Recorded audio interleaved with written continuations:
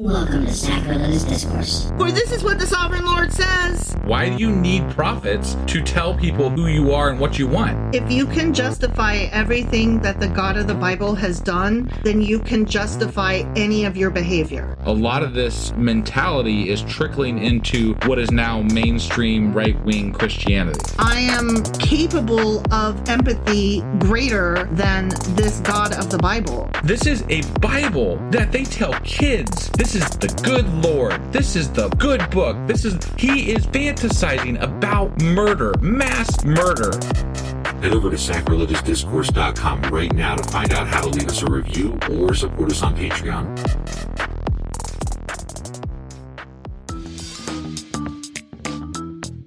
Hey there, sinners and saints. It's your favorite Bible-bashing duo from Sacrilegious Discourse, and we need your help. That's right, folks. We're raising funds for some heavenly equipment and a studio that doesn't sound like it's in the depths of hell. Our current setup, let's just say it's more apocalypse than audiophile. So if you want to hear us dissect the Bible without the background noise of demonic squirrels, chip in a few bucks. We're aiming for $5,000 to upgrade our audio and build a studio worthy of blasphemous banter.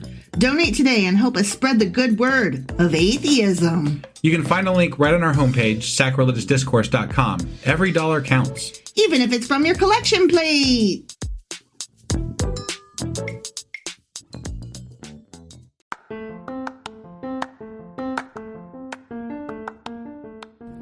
Welcome to Sacrilegious Discourse. I'm husband. And I'm wife. Together we're reading the Bible for the very first time. We grew up without religion and wanted to know what all the fuss was about. Well, what have we learned so far? That God is a dick, and apparently some people believe in talking donkeys. We're not trying to pass ourselves off as experts. Nope, we're just reading the Bible for the first time and giving our first take reaction. If you'd like to join us in this venture, you might consider starting at episode 1. Otherwise, jump in wherever you like. All right, let's go read the Bible. Yeah, let's get to it.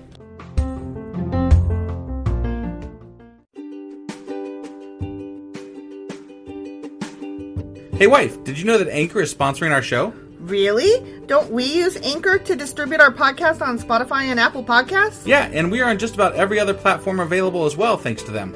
Why do we use Anchor as our podcasting service? Well, they make editing and distributing our show a breeze. What if one of our listeners wants to start their own podcast? Then they should head over to anchor.fm or download the app to get started. Awesome! You guys should go do that right now! Husband! Wife! Are you ready? Am I ready for what? Sacrilegious Book Club! I don't think I'm ever not going to laugh at that. It's so stupid. It really is. All right, before we forget, what pages are we going over today? Today we are going over Asimov's Guide to the Bible. We're in the book of Genesis, covering pages 100 to 117 and wrapping up book of Genesis. Awesome. Yeah. And what kind of shit are we getting into today? Oh, so much. I mean, so much, huh? We're going to talk about Joseph and the Technicolor Dreamcoat. And things and whatnots. And Jacob's sons. And it's mostly that stuff. Okay. So, all right. I mean, it's some pretty good shit, though. Okay. Cool. Well, I'm looking forward to it. Let's go ahead and get on into this, huh? Let's get on into this. Hey, wife, do you like coffee in the morning? I sure do, husband. Morning, noon, night. Which reminds me, I need to add that to our grocery list because we're running low. Wait, before you do that, check out the website ungodlybrew.com where you can purchase a pound of your favorite flavor of coffee. What if I want more than 1 pound? Either order a larger amount, or better yet, get 10% off by setting up a subscription for every 2 weeks, or a month, or whatever works for you. Did you set up something special for our listeners? You know I did. Exclusive for our listeners, get an additional 10% off subscriptions by entering the code SACRILEGIOUSCOFFEE at checkout. That's a hellishly good deal. Ungodly Brew is hellishly good coffee. Okay, couple notes before we jump right in. Okay. First of all, I just want to say that a lot of this is going to be recapping the famous stories that we're familiar with from that section of the Bible that we already covered. I mean, I would expect that. Yeah. Right. So, but more so than I have done in previous episodes of the Sacrilegious Book Club. So I just want to make sure that that's put out there that, yes, I know some of this is reiterating. Yeah. But there was so much geography and he concentrated on that a lot as well. And I didn't include the parts that weren't really as interesting to me. Okay. Okay? All right. So this is why you should get the book and read along. Right, because there's more to it. There's way more to it. I'm just telling you the parts that I found interesting. Sure. Or that I felt like sharing. Yeah, yeah. So, just wanted to put that out there. That Okay. I'm definitely not a seasoned professional in summarizing this book. But you know what I'm really enjoying about this so far? What? Is that of all the things that we're doing, this is holding us accountable for what we've said in our podcasts. Like, we have to go back and analyze, oh, well, we were wrong about that, or we were right about that, or Yeah. whatever, you know? Yeah, yeah. Like, I'm really liking that aspect of this, so. And it is serving as a neat side-by-side with where we're at now, because where we're at now is with David. Right. And, well, David's son Solomon now. Yeah. In our weekly and daily podcast, that's where we're at. Yeah. But So here, this is bringing up some of the old promises and some of the old things that are still relevant, but maybe like kind In a of different- lost in our time frame that we've been doing this thing. right? so. And this helps tie some of that back up. Yeah. That I need things pointed out for me. I don't always get the relevance. I don't always connect the dots. Right. So this is really helping with that. Yeah. And that's one of the other things that I wanted to say. Okay. Okay. All right. Yeah. So, starting on page 100 with the section called Hamor the Hivite.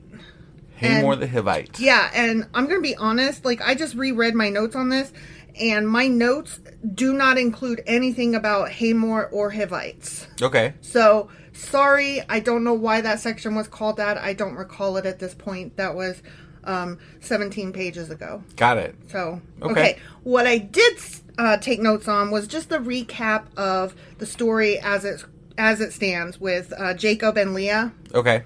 And their daughter Dinah was raped by Yeah. the prince of Shechem. Right. And that rapey prince wanted to marry Dinah, but the sons of Jacob would only allow this if all the males of the city would agree to be circumcised. This was one of my favorite stories back then. Right. It was such a great story. While they were still healing, the sons of Jacob struck at the town to avenge the rape. Yeah, I loved it. Yeah, It was I mean, great shit. It was horrible and wonderful, and yeah. Yeah. Well, I have a quote here from Asimov that I thought I couldn't phrase it any better, so I just quoted it directly. Right. It is not likely that two individual human beings would attack a city. Rather, this is a war of tribes represented by their eponyms. Okay. So this gets into that thing that I say every episode, which is these people were not actual persons. Right. They are eponyms representing entire tribes of people, which, let me explain that. What more likely happened is that an attack on the city of Shechem, the tribe of Dinah was defeated and utterly destroyed, and then avenged by the tribes of Simon and Levi, who must have suffered greatly. Okay. Okay? Yeah. And this kind of comes back into play a couple times later. Immediately, we see Simon and Levi were among the weakest tribes later. Okay, yeah. Because Simon was eventually absorbed by Judah. Right. And the Levites never held land, were never warriors, and only served in a priestly function. Right. So that makes a lot of sense. Right, right. Okay, moving on. The next section is Ephrath on page 101, I believe. Okay. I accidentally left off part of the digit because I'm a dumbo. So I think it's either 100 or 101. Got it. Okay. Jacob bounced after that mess. He was like really upset with his sons for doing that, and he was like, "We got to get out of here." Right. And so they had to stop during their travels for Rachel to give birth to Benjamin, which is Jacob's youngest son and the only one born in Canaan. Got it. Okay. Rachel, and wasn't that the only one that was actually Rachel's child? No, Joseph. Oh, that's right. Okay, okay. Joseph was his favorite. Oh, okay, that's right. Because Joseph was his firstborn by Rachel. That's Not right. his firstborn, but his firstborn by Rachel, whom he loved. Right, okay. And then Benjamin was the last of his children born, also by Rachel. Right. And worse, Rachel died giving birth. Right. And was buried beside the road to Ephrath. Yep. A.k.a. Bethlehem. Got it. Okay. Yep. So that's just a quick reminder. Sorry, I'm just trying to we're at. remember, like, you know. No, you're fine. You're fine. I mean, I didn't remember a lot of this, so that's why it's helpful that we're going back through this in a different perspective kind of way. Right, yeah. So the next section is Bilhah, which that was the other handmaid, not handmaid, concubine. Yeah. Okay. One of the servants. Right. That section starts on page 102. Okay. And Reuben, the oldest son, and he's the name I was trying to remember before, in one of our other episodes that was actually one of our daily readings of where we're at. Yeah. So not in a previous book one. Right. Okay. Right. Reuben, who was Jacob's oldest, boinked Jacob's concubine Bilhah. Ah. Okay. Yeah. And that's going to come back to bite him too. Right. Okay. What probably actually really happened, though, is that the tribe of Reuben attempted to seal its position as leader, quote unquote, firstborn. Yep. He was the firstborn by Leah, I think, or maybe one of the other, whoever the other maid was. Oh. Zippa or some shit like that. Zipper is how I remember. Yeah, sure, okay. But anyway, he got spanked.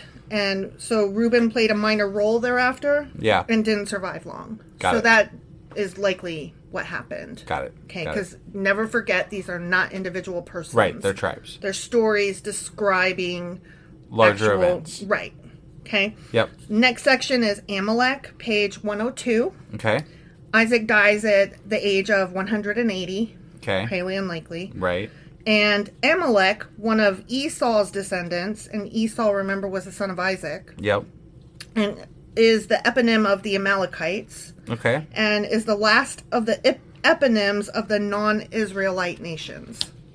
Okay. Yep. So I just thought that was interesting to take note of. Okay. Next section is Seir the Horite, page 103. Okay. And I'm going to read you exactly what I wrote in my notes because it made me laugh. Okay. Hivite, Horite, Hittite, whatever. Because they're basically all interchangeable. Oh, okay. They're used in different places, but they're all essentially the same thing. Confusion is caused by the intermingling Got of the Edomite invaders with cultures already dwelling in that land. Got it. So sometimes they're referred to as one, sometimes so the there other. There are distinctions, but they're very close in what we wouldn't know what those distinctions are. Right, okay. They barely knew what they were. Got it. So, that's why Hivite, Horite, Hittite, whatever. Right, I gotcha. Okay. Next section is Bela and Jobab on page 105. Okay. The Edomite kingship, interestingly enough, was not hereditary. Okay. Okay? Yeah. The first two kings listed are Bela and Jobab. And then there was a couple of interesting notes there. Bela, son of Beor, made some scholars wonder, wait, did they mean Balaam, son of Beor? Like Balaam of the talking ass? Really? Like, what? And then they were like, nah, probably not. Or at least Asimov was like, yeah, very unlikely. Right. But then Jobab is like, wait, did they mean Job? Like the book of Job? Right. And then Asimov to that question says, maybe. Compare this chapter of Genesis to the book of Job. Interesting. And so he made some different comparisons there. We haven't read Job yet, though. Sure. So I didn't want to really delve into it too much. Yeah. So I just wanted to kind of keep that in mind when we get there. Right. So we can kind of analyze that a little bit. Yeah. Go back and maybe take a look. Right. Yeah. So note to self. Right. Right. Jobab, Job. Right. Okay. Got it. Next section is Potiphar, page 105. Okay. So Jacob's favorite son was Joseph, remember? Yeah, of course. And he was born of his wife, Sarah. Right. Oh, I thought her name was Rachel. I did too. Yeah, I think... I guess Sarah, so... No, it's Rachel. I just fucked up. Oh. Wait, what's okay, are you sure? No. Wait. Wait, who are we talking... We're talking about Jacob, right? Yeah. Okay, anyway, I'm pretty sure it was Rachel. Why did I write Sarah? I think I fucked that up. So, but anyway, Jacob's son Joseph, he was the favorite, and he was a spoiled, tattletale brat. Okay. Because he was the favorite, And his brothers wanted to kill him because, he was a brat. Yeah. But the two oldest siblings nixed that idea. And apparently there were two separate stories that were combined into one. And these stories were Reuben, the oldest brother, was the northern tradition. And Judah, the next oldest, was from the southern tradition. Okay. Because remember, Israel and Judah split. Right. And so there were kind of two stories of how that story, or of how murdering Joseph got nixed. Got it. And so it would depend on who you asked as to which tradition is the correct way that happened. Got it. Okay. The brothers sold Joseph to passing nomads, from which he is carried to Egypt and purchased by Potiphar. Right. Remember? Yeah. Okay. And Potiphar, interestingly enough, means he whom Ra gave. So it's more of a power name than it's a title, not an actual name of the person. Okay. Okay. Yep. Okay. Next section is Pharaz and Zarah, page 106. Okay. Okay. So Judah, which was one of the sons of Jacob. Yep. He slept with Tamar, a woman who had originally been married to two of his sons. Interesting. So there's this guy named Judah. Yeah. And he has some sons. And both of them were married to this Tamar chick at different times. Okay. And then Judah slept with her. Wow. That's gross, I right? think I kind of remember that. That was messed up. That comes back to bite him in the ass. Yeah. And each of them had died young and childless. Okay. Okay. So that's after that happened, he took her as his wife and boinked her. Gotcha. Except I don't know if he really married her or not, but right. Anyway, twins were born to Judah. Okay. Okay. Zarah or Zarah, Uh-huh. depending on which interpretation Okay. you're reading, stuck his hand out first. So he was like almost the firstborn, but then wasn't because he pulled back. Got it. So technically, Pharaz or Perez, again, depending on the interpretation, was born first. Okay. Technically. Got it. Okay. The twins are actually eponyms of the two chief clans of the tribe of Judah. Okay. So the one tribe is, for Zarah, the Zarthites or the Zerahites. Gotcha. Depending on if you're saying Zarah or... And they only briefly, like, in the Bible, they don't touch on the clans as much. There was, like, one book where they kind of got into it a little bit. Yeah. But it wasn't as big of a deal. Well, and I had no idea that these are eponyms of... Right. Like No, that- that's not how it reads, right? Right, So- exactly. Like, I thought they're telling the story of individual persons. Right. Not tribes of people. Right. And that they made up stories But to it remember the does history. make sense because it was an oral history that they would make it a simplified personal story Exactly. to hand down as opposed to all No, the, yeah, it you know, totally makes sense after knowing that. right. Like, right. oh, duh. Yep. But I could never have known that without Right. reading outside the Bible. Yeah. So anyway, the one tribe was the Zarthites or the Zerahites, and the other one was the Pharzites or the Perizzites. And FYI, David, and therefore all the subsequent Judean kings were Perizzites. Okay. Okay? Gotcha. Not parasites. Right. Okay, next section. Pharaoh of Joseph, because Yes. we're going to get into a different Pharaoh of somebody else. Okay. All right. Okay. Yep. Page 107. And I wrote, anyways, back to Joseph. Sometimes my notes crack me up, so I just like to share them because I'm funny Yes. to myself. Yes. So Joseph is cast into prison because he wouldn't boink Potiphar's wife, so she falsely Me Too'd him. Right. You know, Yeah, I remember accused that. him That of was- rape that's- because yeah. she's a bitch. Right. Right. And I think we said at the time that if you guys have not seen the movie, it's a musical, Joseph and the Technicolor Dreamcoat, y'all You are need to see missing it, out. yeah. It's so good. Right. And it tells this whole story in a really good way. Right. That makes a lot of sense. As I recall, once he's in jail, he starts prophesizing, right? He had been interpreting dreams before that. Oh, okay, okay. Yeah, that's what caused, one of the things that caused his brothers to want to kill him and then sell him instead. But had he been prophesizing for Potiphar? I couldn't remember. I can't remember if he was or not. He's not there yet. Okay. No. He had not been. So as far as Egypt is concerned, they don't know that he's prophesying yet. Correct? I don't think so. He might have been. It doesn't really say if he was doing that or not. Got it. But he had been doing that before in his own life. Right. I just don't know if once he got sold into slavery, if he was doing it. Okay. So, he like with his brothers had a dream that he prophesied that, hey, guess what? I had this dream that y'all are going to bow to me someday. And they were like, fuck that. But it happens. So, right. Fuck but them. that's why they sold him. Right. Because they were like, fuck you. We're tired of your shit. Right. So, he interprets dreams while he's in jail, as one does. Right. That happens to me every time I go to jail. Yeah. So, Pharaoh's previously jailed butler brought Joseph to Pharaoh's attention. Yeah. Okay? Mm-hmm. Prosperity will be followed by famine, so plan accordingly is basically, what the dream got interpreted to be. Right. And just like that, I'm giving you a call to Sex and the City. Oh. She always says, and just like that. Got it. Joseph went from jail to prime motherfucking minister of Egypt. Yeah, he did. Nice. I was like, that was a fast ascension. Mm-hmm. That's why I said, and just like that. Right. Because it worked. Yeah. Okay. So the Egyptians were isolated and thus xenophobic. So why was Pharaoh being so cool toward a gasp Hebrew slave / Asian foreigner? Yeah. Right? That makes no sense, right?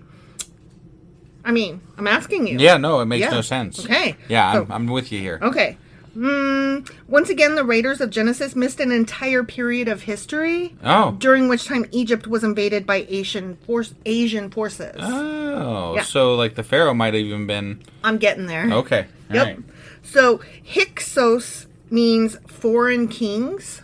Okay. And there was a whole period of them in Egypt during which they ruled. Interesting. Yeah.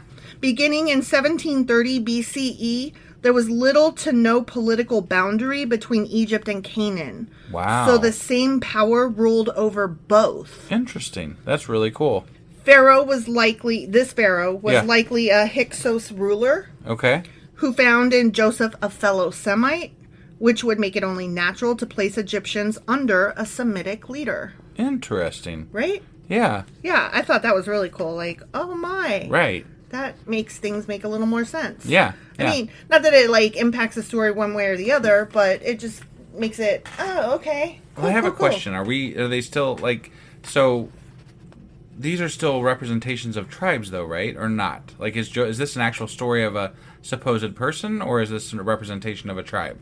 That I don't know. Okay. Because that's where I get confused with the liking them to tribes versus liking them to people, because this seems very specifically a personal story. It's one of the first ones in the Bible, right? It's very personal. It's very... I think it's probably a combination of both. Okay. Because the ones that came before, they were all eponyms. Right. Right?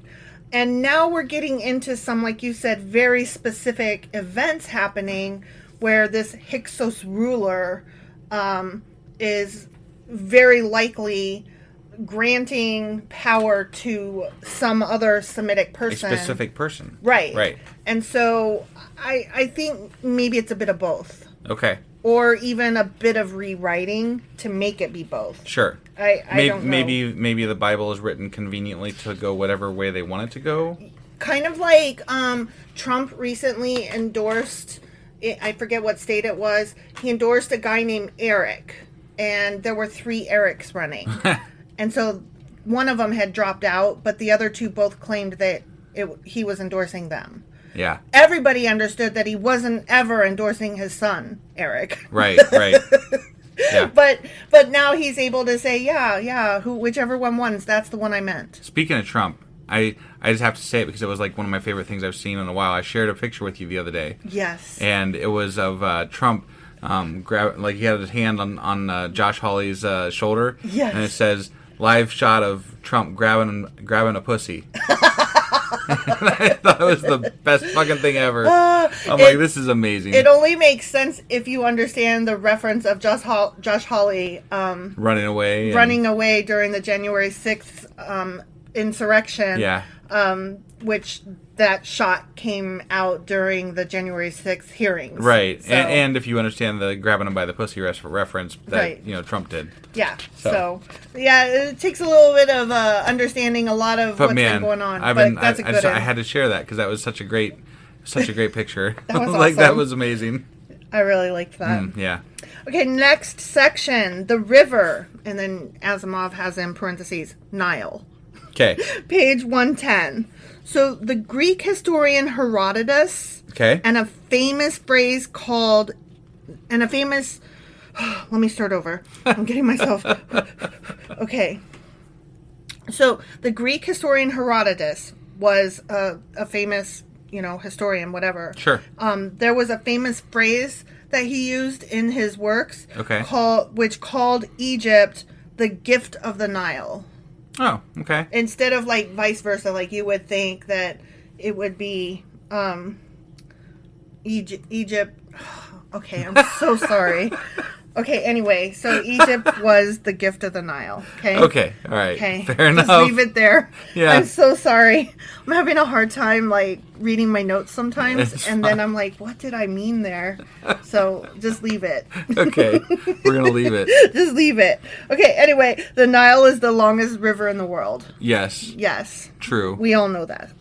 Okay, the Nile flood is derived from the annual rains that fall not in Egypt, but in East Central Africa far upstream. Got it. Huh. Right? Yeah. Huh. Yeah. Okay, that's it for that section. Okay. The next one is called... I always forget that water runs towards the equator. Mm-hmm. So, like, whenever I'm looking at a map, I always think the Nile runs down. But then, like, you're, like, East Central Africa, and I'm like, oh, yeah, it goes that way. Because I forgot. Those rivers run up. Do they really? They do. I didn't know that. Yeah. That's so interesting. And also, toilet bowls spin the other way, So Oh, I didn't know that. everything goes, Oh, wow. I just learned a thing right now.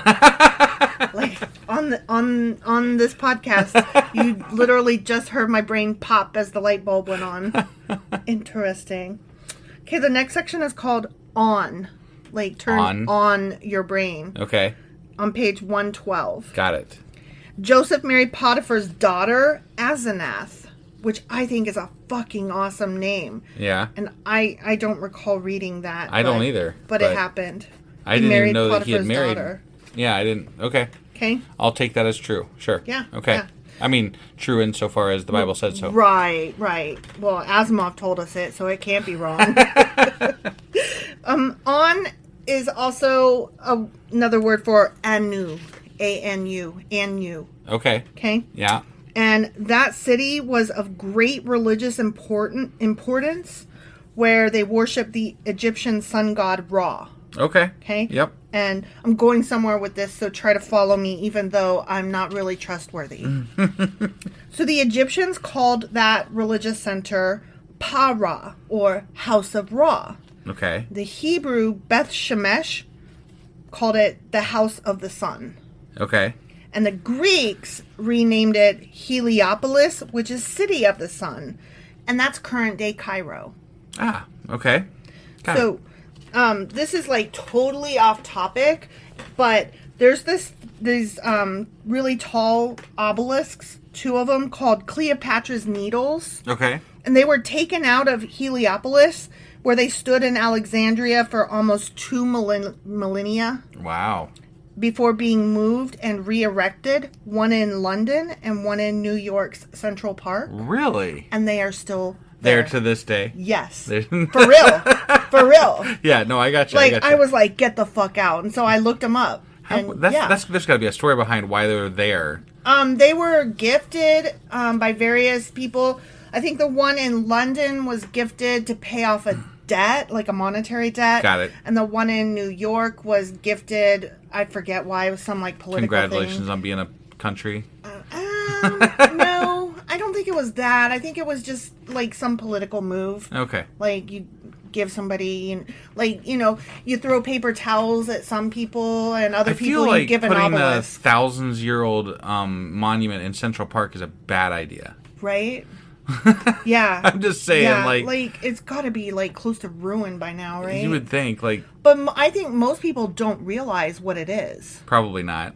And there's that thing. I've just added that to my list of things I must see before I die. No, that's really cool. Yeah. Next thousands of years old things. That's really interesting. Cleopatra's Needles. Right. And it's in the United States. How many thousands of year old things can you see in the United States, right? That you could just walk up to and be like, sup. Right, yeah. Yeah. So, I had to stop reading for a minute and be like, hang on a sec, what?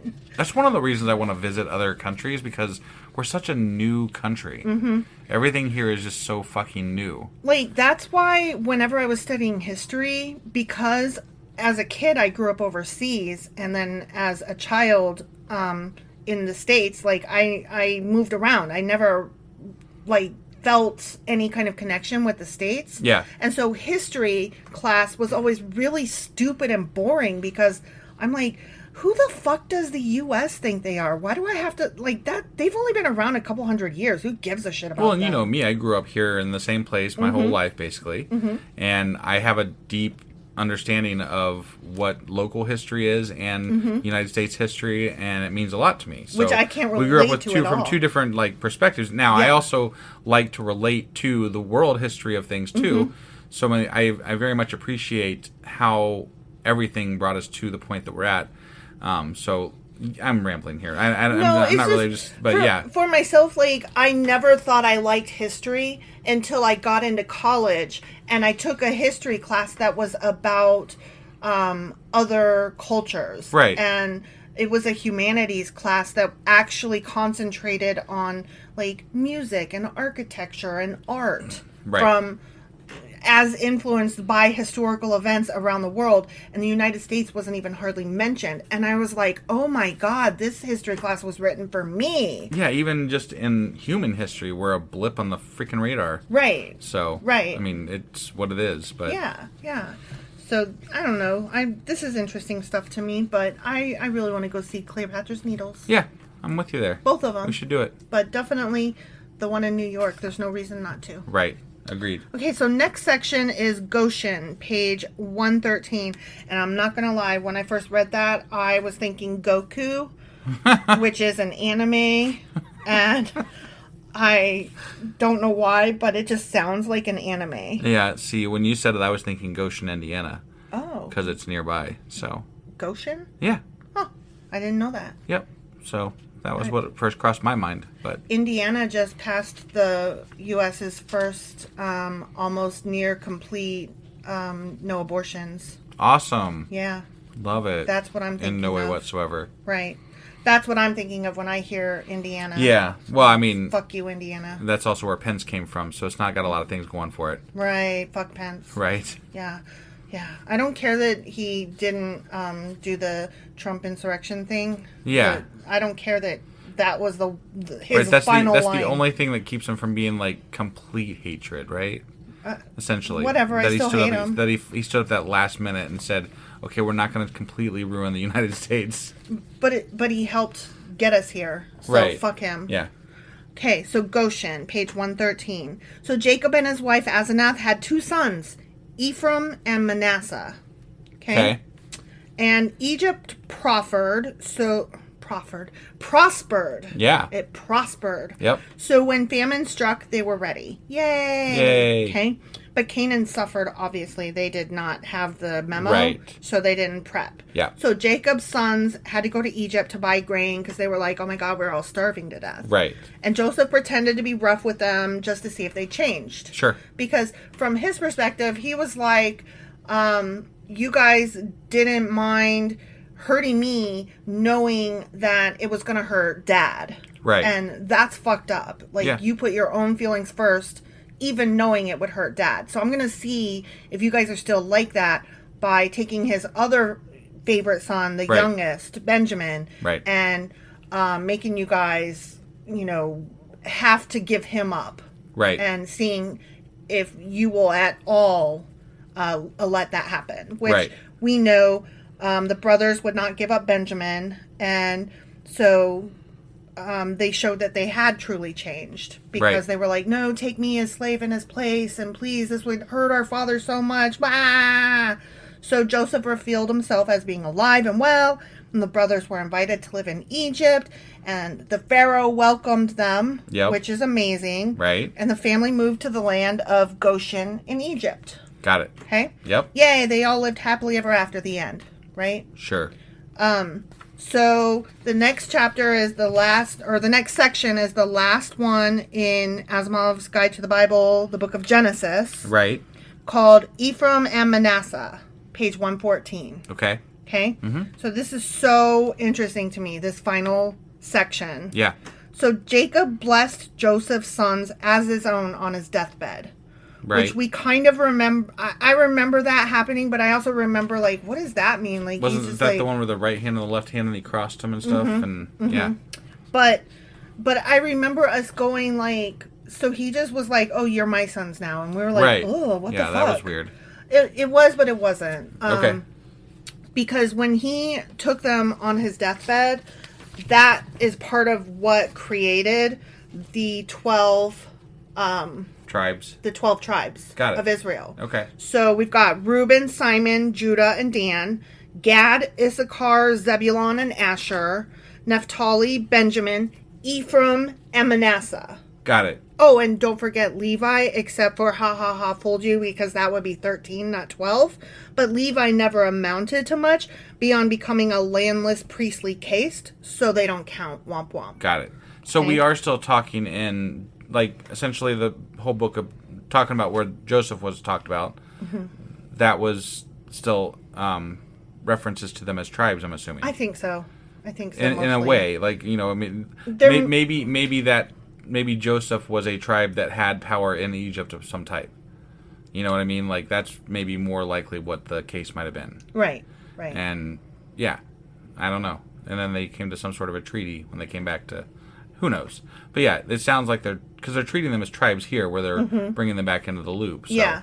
Oh, well, and that's why I said I think that it was probably a bit of both. Got it. You know? Yeah. But regardless, Joseph, because his sons were named as Jacob's sons. Yeah. In essence, he got two tribes. So a lot of times, Ephraim and Manasseh were referred to as Joseph's tribes. Got it. Or the Josephian tribes, or whatever. Sure. Even though they were his sons. Yep. And so, thus, these children, Jacob's grandsons, received the birthright ahead of Reuben, the oldest brother. Got it. Okay. Interesting, right? Yeah.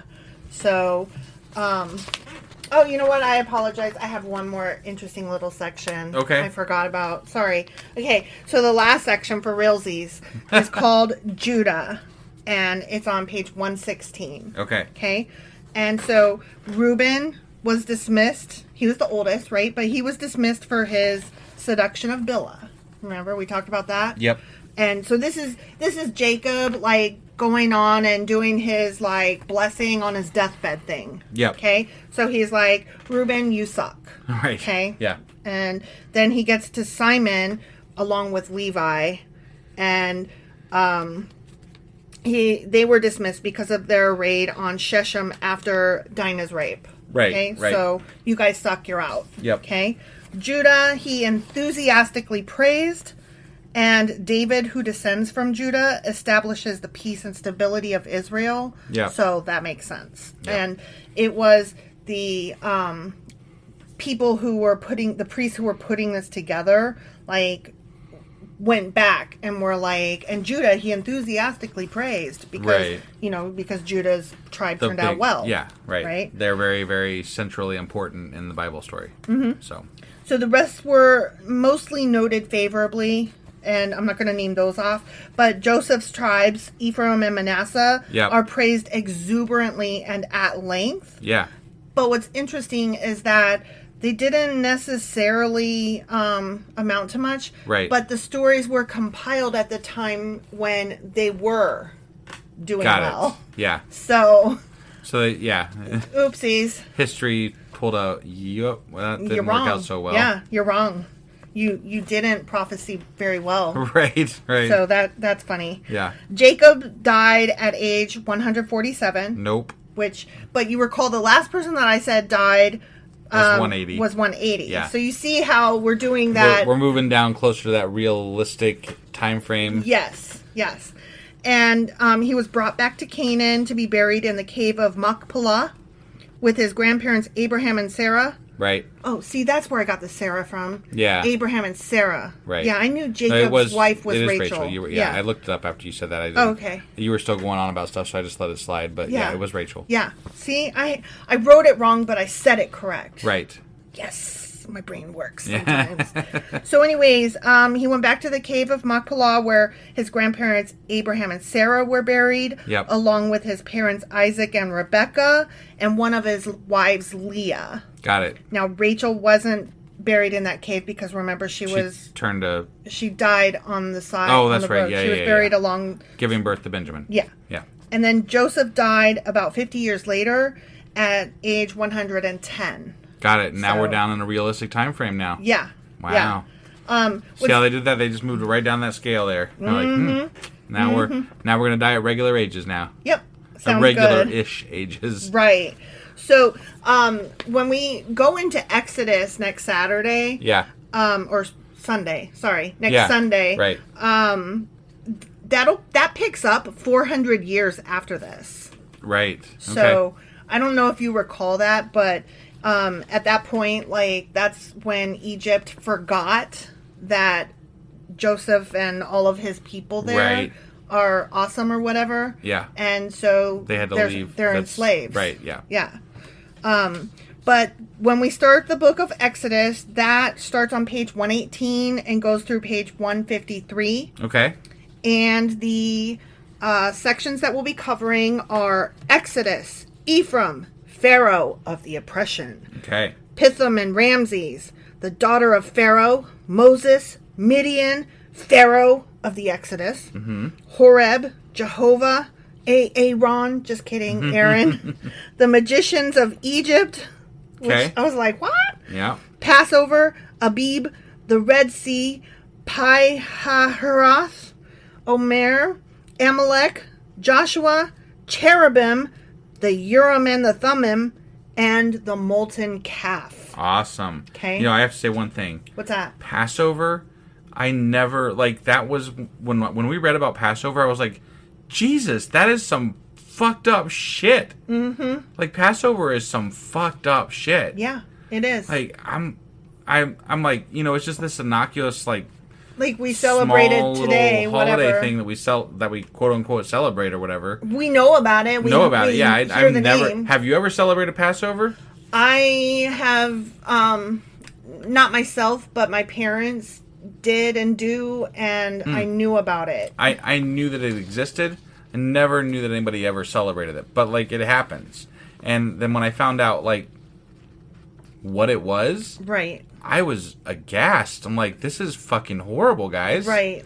Why? Jesus. Why are we? And if you don't remember, just wait until we talk about this again next week, because Passover is fucking trash. Well, I don't know that we'll get to it next week. It'll be in the weeks to come. Oh, okay. Yeah, because it looks like it's far down the list here. Wait till we get to Passover sometime in the near-ish future. One of these Sundays coming up there. Yeah, because Jesus Christ. Yeah. Fuck Passover. Fuck Passover. Yeah, right? It's disgusting. Yeah.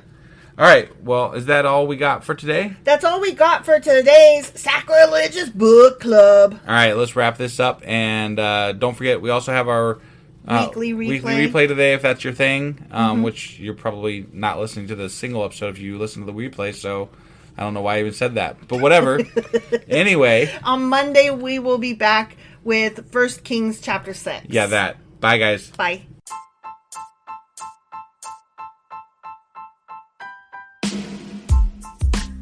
Hey, wife, I guess that's the end? But husband, that's just sad. It doesn't have to be. We are on lots of social media platforms like Twitter. Our handle there is sacrilegious_D. For D's nuts. Oh my God. Stop doing that. Anyway, we're also on Facebook, Instagram, and Pinterest. There's a link to all of our social media sites at our website. Ooh, we have a website? Yeah, it's sacrilegiousdiscourse.com, where you can also find a link to our merch shop. We have a merch shop? Yep. We have podcast-themed clothing, mugs, notebooks, and more, as well as an atheist and science-themed products. Wow, our fans should really go check that out right now. Definitely. They can get in touch with us by sending an email to sacrilegiousdiscourse@gmail.com. But before they do that, we could really use some help. Oh yeah? With what? Well, it's not free running the podcast, and we need some financial support in order to get better equipment, which will free up time so we can concentrate on our podcast and our fans. Okay, so what should they do? Head over to patreon.com/sacrilegious discourse and sign up as a contributor on our podcast. Supporters there receive additional bi-weekly episodes that we record just for our Patreon members for as little as $2 a month. Also, we'd really appreciate it if you would like and subscribe on whatever platform you're using. And Apple Podcast reviews help us out tremendously. Like and subscribe, leave an Apple review, join us on Twitter, support us on Patreon. That's a lot of instructions. Don't forget to say thanks. Thanks. Okay, bye.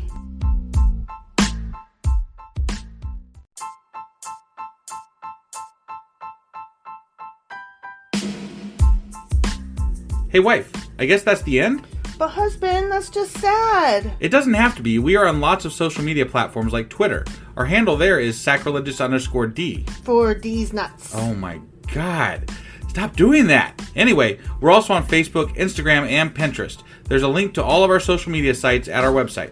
Ooh, we have a website? Yeah, it's sacrilegiousdiscourse.com, where you can also find a link to our merch shop. We have a merch shop? Yep, we have podcast-themed clothing, mugs, notebooks, and more, as well as an atheist and science-themed products. Wow, our fans should really go check that out right now. Definitely. They can get in touch with us by sending an email to sacrilegiousdiscourse@gmail.com. But before they do that, we could really use some help. Oh yeah? With what?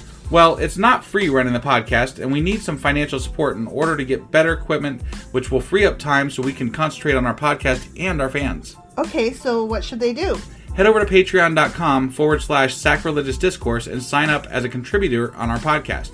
Supporters there receive additional bi-weekly episodes that we record just for our Patreon members for as little as $2 a month. Also, we'd really appreciate it if you would like and subscribe on whatever platform you're using. And Apple Podcast reviews help us out tremendously.